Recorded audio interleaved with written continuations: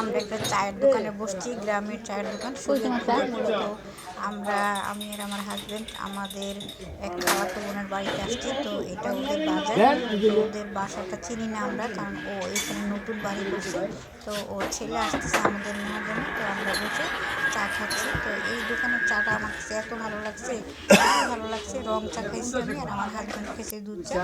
তো এইখানে আবার আমরা চা খাইতেছিলাম আর এই কুকুরগুলোকে দেখতেছিলাম। এদিকে কুকুরগুলোর ঝগড়া মধ্যে লাগবে, একটা দেখো ঝগড়ার ঘ্যা ভাব ঘ্যা করতেছে। আসতেছে। ওরা মানে ঝগড়া লাগবে, হ্যাঁ হ্যাঁ। নিঃসন্দেহে ঝগড়া লাগবে ওরা।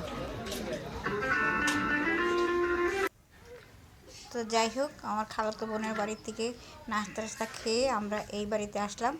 এই বাড়িতে আসার উদ্দেশ্য হলো, এই বাড়িটাতে আমরা যাচ্ছি। থাকেন ভাই এই বাড়ির অলয়া একটা মেয়ে আছে, সেই মেয়েটা আমার বড় মেয়ের সাথে চায়না থাকে।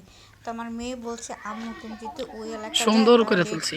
ওই বিধুনদের বাড়িতে যায়, বিধুনদের বাড়ির ছবি টবি তুলে কবার নিয়ে ছবিটা আসবা, দেখলে চিন্তা ভালো আমি বিধুনকে একটা সারপ্রাইজ দিব। তো সেই উদ্দেশ্যে আমরা আসলে এই বাড়িতে আসা। এই বাড়ির কাউকে আমরা চিনি না, তবে এই বাড়িতে এখন তেমন লোকজন নাই, সবাই ঢাকাতে থাকে। হ্যাঁ। তো দেখেন, বাড়িটা দেখেন আপনারা, আমরা দেখতেছি, আপনারাও দেখেন।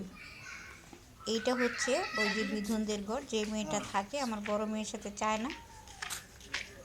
ওর মা সম্ভবত ঘরের ভিতরে আছে, যেহেতু জানালা খোলা, তালা দেওয়া না। ওর মা ঢাকাতেও থাকে, আবার এইখানেও থাকে।